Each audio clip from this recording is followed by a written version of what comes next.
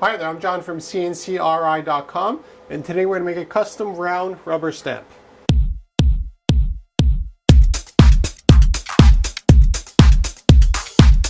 When it comes to custom rubber stamp production, we can make them out of any size, any shape, any material. In this case here, we used rubber. And the only reason for that is because that's what the customer wanted, and it also works really well with an ink pad. Now, if you wanted this design here to be made out of wood, we could have made that. If you wanted it out of acrylic, we could have made that. You know, it just never ends as to what we use to make the stamp with. Now, something you want to keep in mind is, let's say you want a rubber stamp made out of wood by CNCKing.com. You have to make sure that you have an ink pad that can support that much ink, because you need to let the ink suck into the wood. And that's one problem that you don't really have with rubber, because the rubber doesn't actually suck in the ink, it just holds onto the ink between going onto your material and the ink pad back and forth.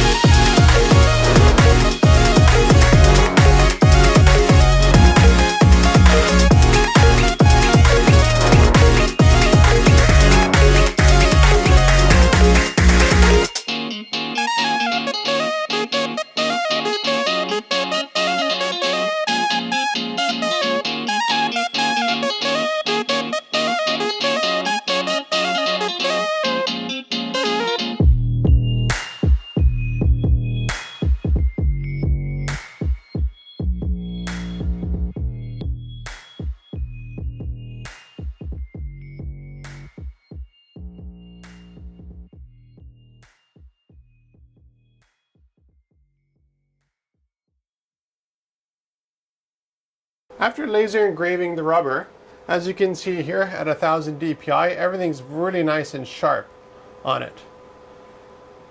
And what's really nice about this rubber stamp is that it's got a whole bunch of different languages on it.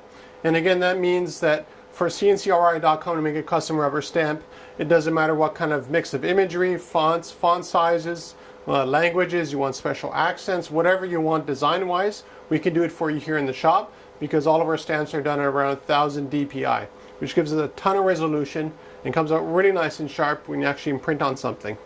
Now, something I do with custom rubber stamps is I also make a top part here to keep it flat. Now, it's very important to have a very flat, strong base. And something that customers keep asking me is, why do you not make something that pops out over here so it's easier to grab? That works really well with smaller stamps.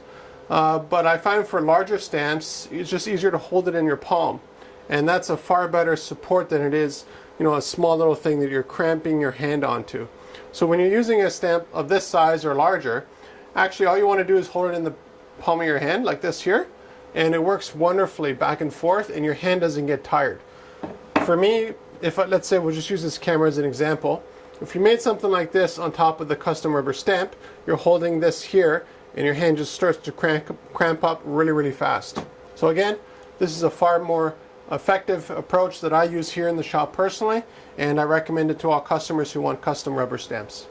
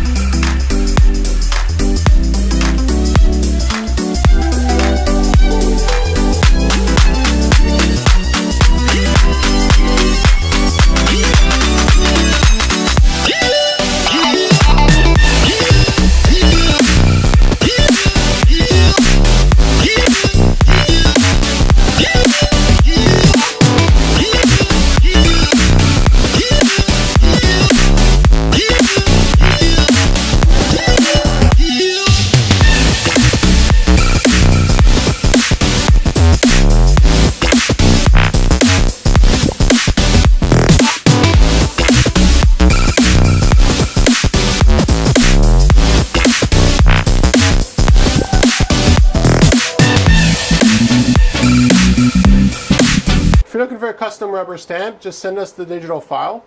Generally what I prefer is actually a black and white image, because either the stamp is being engraved or not engraved. And you have to think about it that way. Let's just use this as a simple example. So here is the relief, the raised aspect of the stamp. Now if you have something that's sort of not engraved, you end up with something like on the edge here. See how it's kind of rounded?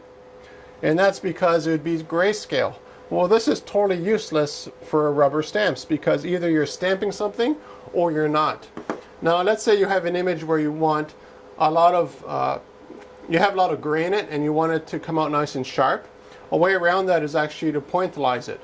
And what that is the size of the dot that would make up the image is larger if there's more density, and less or smaller diameter if there's less density. So you end up with a different kind of stamp profile and look, but you end up with the same idea as you would have if you used grayscale images. So if you're unsure, just contact me at CNCKing.com. We'll take a look at the design file and we'll make a custom rubber stamp just for you.